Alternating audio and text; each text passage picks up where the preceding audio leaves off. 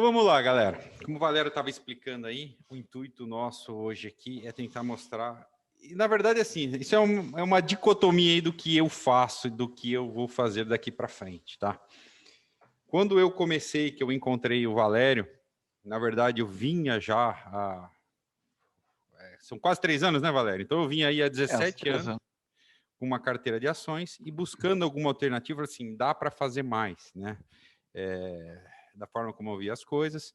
Achei que o day trade não era o caminho para mim, até que eu encontrei o Valério, e nesse tempo eu fui experimentando algumas estruturas, alguns modelos de operação com as opções, fui me adaptando. Agora, recentemente, a gente está vendo o grid. Então, tudo isso foi desenhando o meu perfil, e o que vocês vão ver hoje é o que 90% do que eu faço, tá? Junto com as opções. Faltando aí, semana que vem, que eu efetivamente começo com o grid agora, após esse vencimento aí, já estava reestruturando a carteira para fazer isso, tá? É óbvio, hoje minha carteira de dividendos é maior do que essa relação que o Valério colocou aí, mas é uma coisa que vem de anos, né? Então agora eu não sei que tipo de rebalanceamento que eu vou fazer, mas eu vou seguir. O meu balanceamento está diferente disso aí, mas eu tenho uma experiência diferente, né? Um costume diferente, um hábito, um conhecimento diferente, e durmo tranquilo assim, tá? Então, por que montar uma carteira de ações dentro desse conjunto todo? Eu parto do contrário, eu quero partir do contrário, né? Na verdade, eu partindo que as ações deveriam ser o primeiro, né? A primeiro ponto, né? Porque ela é uma opção, uma alternativa, não vou falar opção, né, Valéria? É uma alternativa. É uma alternativa. Para que você possa diversificar os seus negócios, supondo que você tenha uma empresa ou que você seja um trabalhador, então você pode, através das ações, gerar uma receita, gerar uma renda extra ou planejar de alguma forma. Então você acaba diversificando a sua exposição a diferentes tipos de risco. Tá? Nas ações você tem o tempo a seu favor, principalmente se você está em boas empresas, como posso dizer, a tendência é que essas empresas continuem crescendo, continuem gerando lucro e cada vez mais cresçam, né? Com taxa de juros, com inflação, tudo isso é ao seu favor. Com o rendimento que você reinveste. Então, todo esse crescimento, nesse caso, o tempo trabalha a seu favor. Sem falar na rentabilidade extra. Quando a gente fala de uma estrutura como essa, que a gente viu aí do Valério, não, tem o grid, eu tenho as estruturas, nada. Se eu montar uma carteira saudável de empresas, de ação, com ações de boas empresas, eu vou conseguir ter, no mínimo, que eu estabeleço para mim, um dividendo de 6%. Então, nessa composição de rendimento, eu já tenho uma renda extra anual de 6% que eu estou recebendo ali, ok? E a segurança, como o Valério comentou, quando a gente olha para uma ação ou para uma empresa, a gente tem muito, hoje, dificuldade, às vezes a gente começa a olhar mais como um fundo de investimento, né? Ou comprar por um preço para vender mais caro. E, na verdade, a gente tem que olhar, como o Valério comentou, como se fosse um terreno, como se fosse uma casa que eu construí para receber aluguel.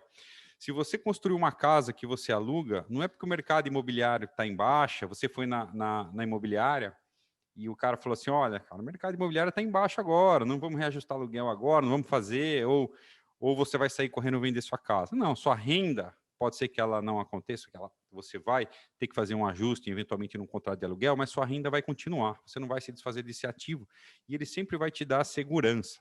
O que não impede de acontecer lá na frente, num mercado superaquecido, alguém vir te aparecer e te oferecer 2 vezes o que você tem na mão hoje pela casa. Então, sim, quando você está com boas empresas na mão, ela te gera essa segurança. Como o Valério falou, eu tenho um ativo, eu tenho uma empresa. E a gente não pode se amarrar muito na variação da cotação. A gente tem que se aprender, no caso de uma empresa, ou quando você constrói uma casa, quando você compra um terreno, onde estava o valor daquele terreno quando você comprou? Por que você comprou aquele terreno? Qual o valor daquela casa para você? Então, sim, na minha opinião, as ações trazem também, é uma forma de você ter essa segurança. Ok? Então, beleza. Então, como que a gente escolhe uma empresa? Acho que muitos de vocês devem ter ouvido falar aí, existem várias correntes, né? Então, como é que eu faço para começar? Acho que muitos devem ter ouvido falar dentro da análise fundamentalista aí, os tipos de análise, né, para encontrar empresas. Se a gente for olhar, hoje a gente tem quase, se eu não sei se já chegou com a leva de IPOs, né, mas 500 empresas na bolsa, né? Então, dessas aí, a gente vai ter que dar ter um jeito de filtrar alguma coisa, para cair aí pela metade, para então começar a estudar um pouco mais, para sobrar aí umas 20, 30, para começar eventualmente com uma, tá? E aí, quem sabe, em 10, 15 anos, a gente conseguir montar uma carteira aí com 10, 15 ações, né? Então, vamos lá. Então, fala-se muito no mercado da famosa análise bottom-up e da análise... Deixa eu pegar peraí aqui, anotei um ponto de destaque aqui, ó, Spotlight. Dá para ver, né? Aí, Valério? A luzinha? Dá, tá? Então, é o bottom-up, tá? Que é quando o investidor ele foca em descobrir qual é o valor intrínseco da empresa. Onde é que está essa...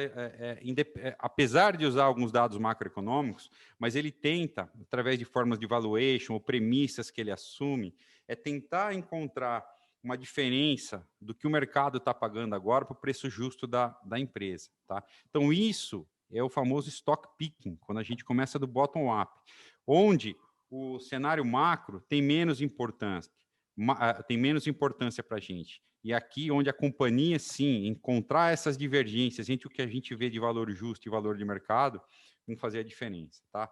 Então, esse é o stock picking. E do outro lado, a gente tem o cenário que a gente chama de top-down, né? Análise top-down, que é onde o macro, né? O setorial, tem toda a relevância. Mas na prática, vamos lá. Então, nesse ponto, imagina o investidor fala o seguinte, cara, se agora nós estamos com um cenário de inflação subindo, não, eu preciso partir para a empresa de inflação. Tá? Então, a inflação vai ser global, vai ser localizada, então a gente dá uma olhada no cenário está acontecendo lá fora, a gente percebe que aqui vai ter inflação e a gente vai, então, aqui no final, por parte daquela premissa, a gente vai tentar quem se beneficia de uma inflação mais elevada. Algumas empresas de concessão, empresas de transmissão, concessões de rodovia, supermercado que repassam, então a gente passa por isso aí. Nós estamos num momento de recuperação da economia. Poxa, quem que se beneficia com recuperação da economia? Não, as commodities agora disparam, o minério vai disparar, porque vai ter construção, empresas de construção civil. Então, neste cenário, a gente parte lá do cenário macro para chegar numa companhia. E aqui a gente faz um stock picking, dando pouco valor para o cenário. Tá? Mas qual que eu escolho? Como você trabalha, Fabrício? Na verdade, o Fabrício trabalha... Eu aprendi nesses 20 anos, aí, com Barsi, ou tudo que eu fui fazendo, batendo cabeça também, a ter um approach aí um pouco diferente. Né? Eu tento, sim, né, unir as duas coisas.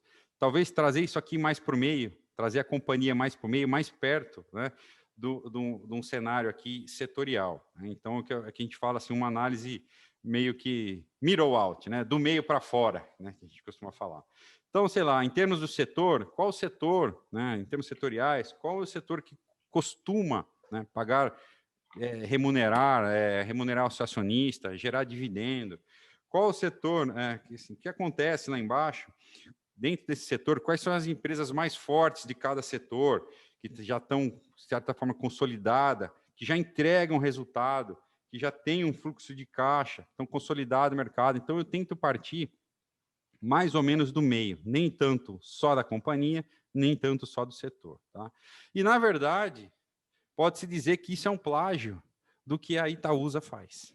Tá? Eu roubei eu achei muito pertinente esse slide, que eu roubei, né, tirei da apresentação do Panorama Itaú, do Investor Day que a Itaúsa fez. Tá? Então, como o Fabrício investe, como o Barsi investe, praticamente como a Itaúsa faz. Tá? Então, o que a Itaúsa busca? Lembrando, a Itaúsa é uma holding, tá, das famílias que criaram o Itaú e o Unibanco. E todo lucro que vem dessa companhia, sem saber o que fazer, é o seguinte, então vamos reinvestir esse lucro. Imagina eu, na minha posição aqui, eu tenho uma empresa que gera lucro, falo assim, o que eu vou fazer com esse lucro? A família decidiu montar uma holding para administrar todo esse dinheiro. E a holding tem um objetivo muito claro, que é investir em empresas, em companhias com baixo risco de execução, empresas sólidas, com marcas fortes. E o estágio da maturidade da companhia? Empresa que já gera um caixa, empresa que tem um histórico de entregar resultado, de ter rentabilidade alta, tá? Que tenha posição relevante no mercado, como eu falei assim, já faça a diferença. E tem uma perspectiva de continuar crescendo e gerando valor para o acionista no longo prazo. Isso aqui é o que dá para a gente fazer. Isso aqui ainda não, certo? Porque a Itaúsa acaba buscando, com esses drives, transações na ordem de 1,5 bilhão para ter participação no bloco de controle, ou ser um minoritário com influência significativa, ser um sócio com expertise, buscar um sócio com expertise no setor, né, que está precisando aí do empurrãozinho desse dinheiro. Então, ela busca o que nós, aqui como investidores, quando estamos buscando uma ação, vamos tentar buscar. Repara aqui que não tem Magalu, que não tem Amazon, que não tem Mercado Livre, nada disso se encaixa. O que os donos do Itaú, que os donos da Itaúsa querem é o seguinte: eu quero boas empresas, com histórico de resultado, com geração de caixa, com alta rentabilidade, consolidadas no mercado. Tá? Eu quero uma empresa madura. Então, é isso, na minha opinião, que me faz dormir tranquilo, e é isso que alimenta toda a minha carteira e vem alimentando toda a minha carteira ao longo do tempo. Tá. Mas, Fabrício, como é que a gente faz isso aqui? Como é que a gente busca isso aqui, então? Vamos lá, por onde a gente começa? Como eu disse para vocês assim, sim, o setor, para mim, é referência. Tá? Então, eu tento buscar os setores que são mais resilientes a uma crise, setores aí que são essenciais e que tenham barreira de entrada. O que barreira de entrada? Barreira de entrada pode ser que requerem aprovações de governo ou de órgãos governamentais, ou muito investimento para começar, algumas que acabam se tornando barreira, ou um custo muito alto para entrar nesse setor. Tá? Essenciais. Cara, você consegue hoje, a gente não vive mais sem energia elétrica, a gente não vive mais sem telefone, cara, a gente não vive sem banco, sabe? A gente não vive sem telefone. Então, que a gente tem que começar a pensar nisso. Então, aconteça o que acontecer, essas empresas tendem a tocar independente do que aconteça. Tá? Então, na minha opinião, o que eu aprendi ao longo desse tempo, isso aí se enquadra dentro dos setores financeiros, seguros, energia elétrica, saneamento, telefonia. Ah, mas o setor financeiro está perdendo barreira de entrada, tem muitas fintechs entrando. Cara, mas você tem os grandes bancos que vêm com expertise, que vêm com um legado de movimentação, de influência política, de poder, de tamanho, tá? Que é muito mais fácil, sim, eles engolirem os entrantes do que os entrantes engolirem os grandes aqui. Tá? Pode haver perda, algum nível de perda de rentabilidade? Pode haver algum nível de perda de rentabilidade. Por isso que a gente não se limita a um setor só. Tá? Eu estou dizendo hoje, até hoje, que a gente se encontrou, foram os melhores setores, são esses. Tá? Seguro, pensa no seguro, a empresa recebe o dinheiro do prêmio, fica com esse dinheiro do caixa, investe esse dinheiro em renda fixa, faz um resultado financeiro, se houver um sinistro, ela vai lá e paga. Tá, mas e o IRB? Tá, mas a gente não está falando que existe só o IRB aqui. Da mesma forma que em telefonia, eu não estou falando que existe só a Oi. Então, dentro de cada setor, também tem o bom e tem o ruim. Dentro da energia elétrica, do setor de energia elétrica, também tem os subsetores bons e os setores melhores. Tá? Então, a gente tem que tentar, assim, como é que eu construo, que nem o Warren Buffett fala assim, um castelo cercado por um fosso, cheio de crocodilo, onde ninguém vem me buscar. Tá? Ah, mas por quê? Mas eu gosto de construtora, eu sempre aprendi. Aí entra um problema que a gente tem com esses setores cíclicos e de capital intensivo, tá, pessoal? Eu vejo, na minha opinião, é o seguinte: quando você tem um ciclo de baixa nesses setores de commodity, vou falar principalmente de construção civil aqui, o que acontece? Num setor da construção civil, quando a economia vai bem, tudo vai bem, todo mundo financiando, partindo para novos lançamentos, essa empresa ela vem com o argumento para o meu lado de que ela precisa desse caixa agora para fazer novas aquisições, para levantar novos empreendimentos. Então, ela pega e não paga dividendo. Aí o mercado vira e entra numa baixa.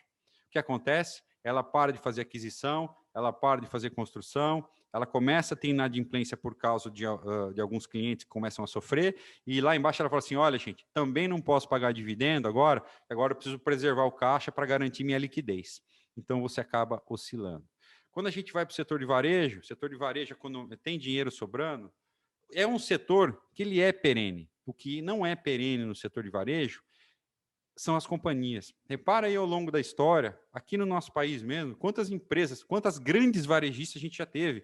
MAP, Mesbla, Ricardo Eletro, G. Aronson. Então, e vai mudando, porque é um setor de muita briga, muita briga. Você pega uma Magazine Luiza, hoje, é uma empresa que entrega. Mas você já está entregando, assim, e o preço dela, o descasamento dos múltiplos é tão alto, porque todo mundo acha, todo mundo fala assim, nossa, a companhia é um monstro, e ela está entregando. Quando que ela... mas onde ela quer chegar? A gente quer chegar a ser o ecossistema, o suprassumo do Brasil, aqui em termos de ecossistema digital, venda online, entrega, tá. E quando ela chega lá, sabe o que vai acontecer? Não vai parar. Porque vão ter 10 companhias querendo um pedaço do que ela tem, porque não tem barreira de entrada. O produto, a geladeira que a Via Varejo vende, é igual à geladeira que o outro vende. Então, começa uma briga. Então, são setor, e aí o que acontece? Quando vem uma baixa, no ciclo econômico, acaba o dinheiro, o desemprego começa a subir, mesma coisa. O setor vai continuar, geladeira vai existir, mas eventualmente um varejista que estava alavancado, fazendo alguma coisa, pode sentir e não performar como a gente esperava. Então, isso a gente tem que olhar em todos os setores, tá? Quando a gente vai escolher uma empresa. Eu costumo brincar que, se dinheiro não fosse problema, dinheiro não é problema, eu acordei hoje, eu vou montar uma empresa, que negócio que eu montaria? Então, então a gente tem que pegar, mas muito pelo contrário, envolve dinheiro, envolve o nosso dinheiro, envolve o dinheiro seu, é o dinheiro que vai ser dos seus filhos, o dinheiro da sua família. Então, a gente tem que prestar muita atenção. Então, sim, eu começaria pensando onde a gente está aqui, onde a gente tem menos problemas setoriais aí, menos riscos, né, desses ciclos. Tá? E aí, como a gente faz? Então, aí a gente começa a trabalhar com fato, tá? Com análise retrospectiva, não com análise projetiva. Eu não gosto, eu sei fazer valuation, mas eu não gosto muito de fazer valuation, porque se eu gosto da empresa, eu vou fazer ela dar compra. Se eu não gosto da empresa, eu vou fazer ela não dar compra. Inconscientemente, esse viés vem embutido no analista, tá? E eu tenho que partir de várias premissas. Se eu tivesse feito um valuation lá atrás das companhias aéreas, como é que eu ia prever um coronavírus? Então, eu prefiro trabalhar com análise de retrovisor. Né? A gente fala, mas a história se repete, assim, o passado não é garantia do futuro, mas ele me dá uma boa base de partida de como essa empresa que tem aí 30, 40, 50 anos, você pega uma Klabin que tem mais de 100 anos, como é que ela se comportou ao longo desse século? Tanta crise que a gente passou no Brasil. Como que é o foco da empresa? A empresa costuma entregar os projetos, é crescer, é o acionista, é gerar valor, ela gera valor nessas últimas 3, 4 décadas. Como é que foi na época da hiperinflação? Como é que essa empresa saiu? Como é que foi na época do... agora a gente vai ver como está acontecendo na época do corona. Então, sim, a análise retrospectiva, a gente está trabalhando com fato. Então, ela permite, com base nesses dados, que a gente consiga traçar uma base no valor, no que a gente quer. Então, eu quero assim, olha, então tudo bem, eu vou colocar meu capital nesse negócio e quero remunerar meu capital, eu quero receber 50 mil reais por ano de determinada empresa. Com esse histórico aqui, a gente tem como traçar uma meta inicial, tá? Então, beleza. Então, quais são os fatores de decisão na hora da escolha? Depois que a gente passou por tudo isso aqui, escolheu um setor, olhou o histórico, dentro do setor a gente escolheu uma empresa, escolheu as melhores, a gente não vai entrar em detalhe, não vou entrar em detalhe com vocês aqui de escolher os múltiplos, são vários múltiplos que a gente pode olhar, tentar entender como é que funciona, como é que aquilo ali, como é que essa estrutura toda funciona. Eu costumo dizer, às vezes vem a IPO, a gente pega aí e dá uma folhada por cima de um prospecto que tem 700 páginas, né? Para tentar entender, vou entrar no IPO. E entra no IPO, que se a gente, o malemar que a gente tem ali são essas 700 páginas de informação que alguém escreveu com palavras bonitas, pintou, perfumou, e a gente escolhe investir nessa empresa. Aí a gente pega uma empresa que tem 50 anos de história, 100 anos de história, com todo o histórico de resultado, e dentro da companhia existe um prospecto, que é o formulário de referência, que conta tudo da empresa também. Além de tudo, quais são os riscos que ela corre, quais são os riscos que não estão no balanço, o que acontece se o governo confiscar o dinheiro, o que acontece se tiver uma hiperinflação, o que acontece se tiver uma guerra. Então, tem tudo lá, a gente tem toda essa informação na mão, então a gente pode fazer um filtro muito grande aqui e usar a história para nortear, tá? Então, a partir daquele momento que a gente conseguiu filtrar, chegou ali nas nossas 10 companhias, com base no setor, ou 5 companhias, tá? Eu quero fazer o seguinte, bom, quanto vale o meu dinheiro para eu colocar nessa empresa? Não, essa empresa, para eu assumir aqui, eu preciso ter um retorno em dinheiro. Sei lá, eu trabalho hoje, por causa do Bazin, porque na época que eu escolhi lá com o Bars, com 6% ao ano, tá? Então, eu quero saber, se para eu colocar os 20 mil que o Valério deu de sugestão aí, se eu tenho uma carteira de 100, essa empresa tem que me dar pelo menos 4 mil reais por ano em dividendo, correto? Ah, desculpa, R$ 400, né, Valério? R$ 400 de dividendo por ano, tá? Então, e aí não me interessa se a cotação vai subir ou se a cotação vai cair. Eu vou focar, nesse momento, no meu dividend on cost. Quanto que ela está me dando sobre o dinheiro, sobre o capital alocado, que é o ROIC que a gente vê lá, né? Vamos pensar assim, que é o retorno sobre o capital investido, sobre o capital que eu investi nessa empresa, tá? E como eu vou descobrir qual empresa vai fazer isso aí? Então, aí a gente vai conseguir olhar a política de cada empresa, quanto que é o payout que essa empresa vai e todo o histórico dela de pagamento. Eu trouxe alguns exemplos aqui para vocês rapidinho, tá? Então, vamos lá.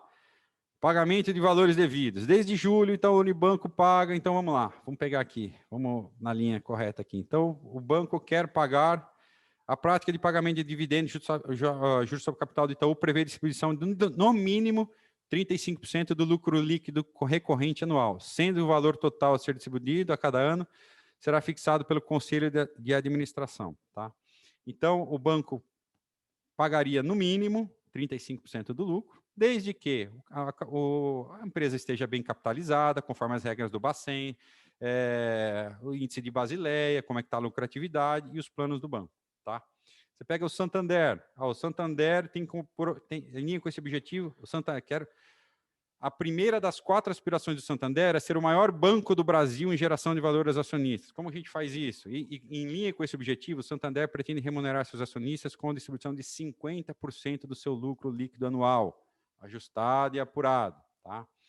Então, é superior aos 25% aí pela legislação. Então, o Santander quer pagar 50%. Quem está aqui? Em junho de 2018, a administração informou a prática de proventos com a proposta de distribuição de 75% do lucro líquido regulatório. Tá? Então, isso aqui é Transmissão Paulista, Santander. E esse aqui é o da Magazine Luiza, coloquei aqui para vocês verem. O Estatuto Social da Magazine Luiza estabelece um pagamento de dividendo obrigatório de pelo menos 15% sobre o lucro líquido, apurado nas demonstrações financeiras, ajustado de acordo com as leis e vamos falar assim, mas, cadê aqui? E distribuição seria a não ser que os administradores informem a Assembleia Geral que a distribuição seria incompatível com a condição financeira e a distribuição de dividendo for consequentemente suspensa. Então, aí, imagina hoje aqui, Magalu gera uma fortuna de dinheiro, tem uma margem lá de 1%, 2%, então gera um lucro. Eu estava olhando esses dias aí, o lucro do semestre até agora de Magazine Luiza foram 200 milhões de reais. Então, se eu não tenho o número de ações aqui, se fosse dividir, vai dar um dividend yield aí talvez de 0, alguma coisa, 0,2, quer dizer, a empresa está crescendo, mas isso aqui não retroalimenta o meu sistema. E aí eu vou dar alguns exemplos para vocês aqui, dessas companhias que eu listei aí. Então, vamos pegar lá, dentro desses setores resilientes, vamos pegar os bancos, por exemplo. Eu trouxe alguns aqui de exemplo. Pegar Banco do Brasil e o Bradesco. Se pegar nos últimos 5 anos, esses bancos pagaram 50% do lucro deles para os acionistas. Itaú, que falou ali que queria pagar no mínimo 35%, pagou 70% do lucro, mandou para os acionistas. Itaúsa acaba pagando 50%, que Itaúsa recebe os dividendos de Itaú e paga todo esse dividendo que ela recebe de Itaú, ela paga para os acionistas de Itaúsa. E aí, o restante que ela recebe das empresas não financeiras, ela usa para manter a empresa. Santander, a média, 60% do lucro nos últimos 5 anos. Tá? E aí, isso aqui é o payout. Tá? Então, ela tem o lucro. Tá? E, olha, eu tive 10 bilhões de lucro, 5 bilhões eu vou mandar para os acionistas, 5 bilhões vou constituir reserva legal, vou investir, e a empresa continua trabalhando. A gente parte aqui para o dividend yield nos últimos 5 anos. Olha lá, mais ou menos 5%, Bradesco e Banco do Brasil. quase 7% aqui Itaú. Itaúsa, 7,5%. Santander, 7% nos últimos 5 anos. Ah, mas isso está diferente agora. Está diferente.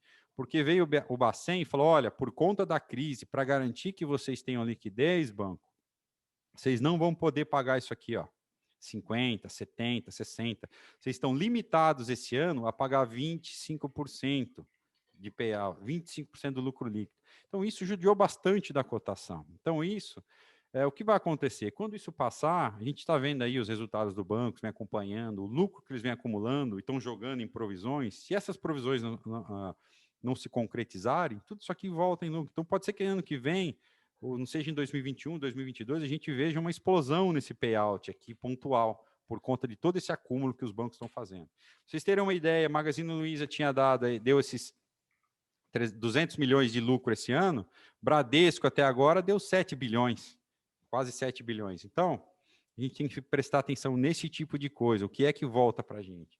Falando das elétricas, né, o setor que eu gosto muito, que é o setor de transmissão paulista, Taesa, 85% do lucro é distribuído para os acionistas. Pô, louco, mas a empresa não investe? A STT geradora, 116% do lucro contábil é distribuído. Então, essas empresas têm uma previsibilidade muito grande. Tem receita. No caso das transmissoras, a receita não é permitida, que é o RAP. No caso das geradoras, nós temos uma receita muito forte com a venda de energia, tem uma expertise desse trading de energia, só que por conta dos ajustes contábeis, em termos de lucro, endividamento, a geração de caixa é muito maior do que o lucro, permite que a companhia pague mais de 100% do lucro contábil e ainda tem um caixa absurdo para investir, para fazer. E se a companhia não tem dívida para pagar, é mais ainda que ela distribui. Se sustenta um payout de 116%, aí é cada caso um caso que a gente tem que ver. De repente, a companhia, olha, vou partir de um projeto Greenfield, vou construir do zero, não tem fusão para fazer agora, eu vou suspender, meu dividendo vai cair aqui para 70% do payout, 50% por 6 meses, por um ano, até que eu faça esse investimento, faça uma captação e podemos voltar ao normal. Tá?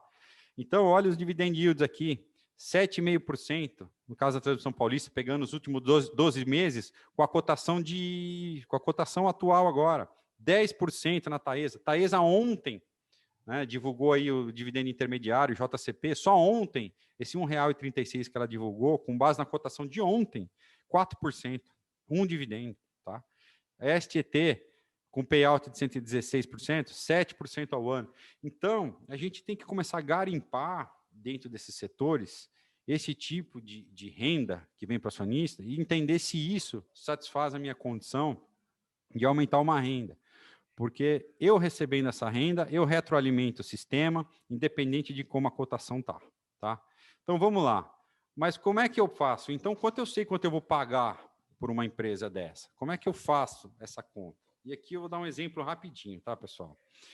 Muitos de vocês aí que estão lá na sala do André também, ou que me vêm no Morning Call, escutam eu falar de preço teto, tá? Preço teto é diferente daquele preço justo, tá? Que eu falei aqui atrás, que o pessoal tenta encontrar aqui no stock picking, tá? A diferença entre o valor implícito e o preço justo, tá? O valor de mercado e o preço implícito, o preço justo, tá? Nesse caso aqui, eu estou falando de quanto eu tenho que pagar para ter o meu retorno mínimo esperado. Então, o que a gente faz? Para determinar o preço, eu vou trabalhar com o dividendo projetado daquela companhia, dividido pelo retorno esperado. Tá? Quando eu tiver essa informação, eu vou ter um preço, tá? Uma linha de preço. Conforme a projeção de lucro vai mudando, meu preço tende a se evoluindo ao longo do tempo. Não quer dizer que eu nunca vou pagar mais caro por uma ação. Sim, eu vou pagar mais caro por uma ação, desde que o lucro dessa ação também esteja subindo. E nos momentos que a cotação descolou do meu preço teto, eu não vou comprar. No momento que ela me criou uma margem de segurança, de repente, eu vou dar um exemplo mais prático para você lá, aqui nesse ponto ela está mais barata, neste momento eu vou comprar um melhor ponto para mim. Ah, ela está no preço justo, ela está no meu preço teto, limite, dentro das empresas que eu avalio, todas estão assim ou tem alguma que está mais barata? Então, começa o ciclo desses hits que a gente vai gerando, desses hits, dos ganhos das estruturas, e começam a fazer esse ciclo funcionar e crescendo o bolo todo, tá? Ah, mas onde eu consigo essas informações? As informações a gente consegue, as históricas, a gente tem no site de RI, das companhias, no site da B3 tem tudo, as empresas são obrigadas a colocar lá. No site grátis, Fundamentos tem, Status Invest tem. Quando a gente parte para previsão, aí a gente tem que começar a partir para bases pagas. A principal delas aí é a Bloomberg, que é inviável, são $2.000 por mês. Trademap já é muito mais acessível para a gente, já consegue trazer o consenso de muitos analistas, e algumas casas de análise também conseguem fazer essa projeção aí. Então, o que muita gente não sabe é que se você, eu sou cliente do Bradesco, eu sou cliente do Itaú, sou cliente do Banco do Brasil, liga para o seu gerente, me manda os relatórios que vocês fazem das ações aí. Você não vê aí, ó, Bradesco BBI divulgou recomendação de compra, outperform para tal empresa, underperform, e a gente não pede isso. Pô, mas eu queria o dado do Bloomberg. Cara, liga para sua corretora. Você acha que eu assino Bloomberg? Cara, eu ligo para o meu assessor e falo o seguinte, viu? Pega para mim qual que é a projeção, o consenso do lucro da STT para 2020. Eu quero saber o quarto trimestre agora, se teve revisão. Ele dá um print na tela, se ele não tem, ele se vira. E vai ligar para alguém que tem, dá um print screen e me manda. Entendeu? A gente tem que fazer usar o nosso dinheiro, temos que usar a estrutura que é oferecida para a gente. Então, a desculpa de que essa informação não é acessível é sim, é por isso que a gente tem assessor. Ainda mais vocês agora que estão aqui, estão usando, não sei, a Strike, a Orama, o pessoal que conversa direto com o assessor, põe o cara para trabalhar, você está pagando corretagem. Isso aqui está embutido na corretagem, esse tipo de informação. Tem que te trazer isso, se ele for um bom assessor. Se ele não for, a gente vai ter que procurar um outro assessor. Então, é assim que funcionou para mim. Então, eu nunca liguei de pagar tabela Bovespa cheia, porque eu tinha tudo que eu precisava na mão. É mais barato do que eu pagar $2.000 por mês de Bloomberg, por exemplo. Tá? Então, vamos lá, vamos para um exemplo prático. Vamos lá. Então, como é que eu calculo o preço teto, Fabrício? Com essas informações que você liga aí para o assessor, tudo. Então, eu peguei aqui o exemplo da STT, tá, pessoal? A cotação ontem, o papel fechou a R$ 3,13, a TIET 4. Então, eu liguei na corretora, peguei lá. Bom, qual que é o consenso de lucro, do lucro líquido para a companhia agora 2020, que foi revisado, que ele revisa trimestre a trimestre? Pô, é 357 milhões esse ano. Poxa, legal, 357 milhões. Aí eu vou lá no site da B3, ou vou no site, ou posso ir no Fundamento, aí eu posso ir numa base grátis, ou no próprio Bloomberg vai ter isso, ele te passar uma tela, tá? Quantas ações a empresa tem emitida? A empresa tem aqui quase 2 bilhões de ações. Então, vamos lá. Então, se eu dividir o lucro pela quantidade de ações, eu tenho lucro por ação. Poxa, então a Tiet 4, que custa R$ 13,13 hoje, está prevendo de ter um lucro de 18 centavos por ano, por ação, esse ano, em 2020. Pô, legal. Quanto que ela já deu disso, já está embutido parte no preço. Então, qual que é o payout? Vamos lá, qual que é o payout médio dos últimos 5 anos? Isso aí, essa informação dos dividendos, a gente tem no site da B3, posso passar para vocês depois. Tem no próprio site da empresa, tem planilha Excel, que a empresa disponibiliza, você pode pegar lá mesmo para fazer o cálculo, tá? E lá já está esse valor. Então, a gente tem o payout médio, nesse caso aqui, como eu levantei para vocês, de 116%. Então, 18, então um lucro, um dividendo, então qual é o dividendo projetado? É o lucro por ação vezes 116% do payout, ou podia ser 50% lá no caso dos bancos. Então, eu espero que a companhia me pague, se o consenso acontecer, os 20 centavos de dividendo esse ano, beleza? Pô, vai me pagar 20 centavos de dividendo. Então, quanto que eu posso pagar por essa ação? Se eu quero 6% de retorno ao ano em renda, em proventos dessa companhia.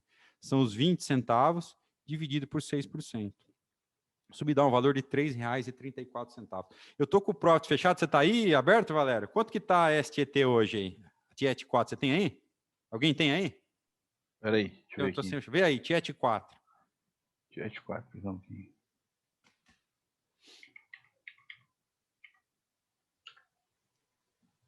Tá 3,13. Tá 3,13? Exato. Então, tá 0-0 com ontem. Então é o seguinte, significa que eu tenho um upside aqui, 3,13 para 3,33. Eu não estou dizendo nem de upside, eu tenho 6% aqui de margem de segurança. Então, nesse preço hoje aí de 3,13, se eu pegar o 0,20 de dividendo, eu estou tendo um yield, espera aí, 3,13, 0,20 dividido por 3,13, caramba, 0,20, 3,13 divide, É um yield de 6,4, é isso? 0,20. Um yield de 6,4. Então, eu tenho 6% de margem de segurança aqui ainda, nesse contexto. Entendeu? Então, essa é uma forma prática de a gente calcular, e essa é uma forma que vocês podem começar a tentar escolher uma ação para compor a carteira. Tá? Então, por que ter ação de novo, voltando aqui? A gente tem o fator crescimento das boas empresas. E quando a gente tenta aqui o buscar barato, por isso que eu brigo e falo e xingo na internet quando acontece, que o pessoal fala que preço não importa. A gente viu aí no grid a importância do preço médio saudável para baixo, que preço importa sim. Quanto mais barato eu estou pagando aqui, mais margem de segurança está me dando aqui. E quanto mais barato eu conseguir pagar, mais o bônus do crescimento dessas empresas vão aparecer em patrimônio para mim ao longo do tempo. Tá? Maior vai ser esse retorno sobre o patrimônio aqui lá na frente. A segurança que eu falei para vocês, isso aqui eu dei um exemplo no Morning Call também.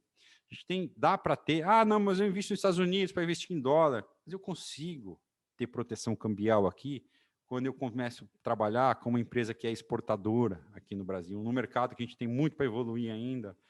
Eu me defendi perfeitamente do efeito cambial com o Klabin. É só olhar você quanto estava a Klabin antes do dólar explodir a 2,50, quanto que ela está a R$5 agora aqui. E o dólar não subiu 100%, mas a cotação dobrou. Tá? Inflacionária. Olha aí o que aconteceu com o resultado da Taesa, que apresentou hoje, que tem os seus contratos aí dos ativos, tem os ativos contratuais corrigidos pela inflação.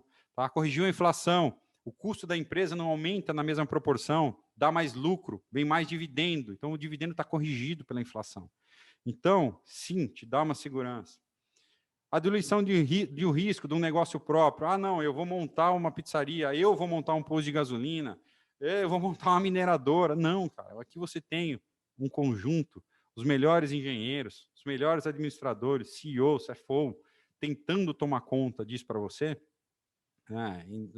numa operação super diversificada, com acesso a um crédito melhor, a produtos que a gente não tem acesso aí quando a gente vai tentar montar um negócio. Então, a gente acaba tendo um risco menor, eventualmente até do que construir uma casa para alugar. A gente não sabe o inquilino que vai estar lá, o que vai acontecer, o que pode ocasionar. E a liquidez. Eu construo uma casa, eu não tenho liquidez. Isso aqui é D+2.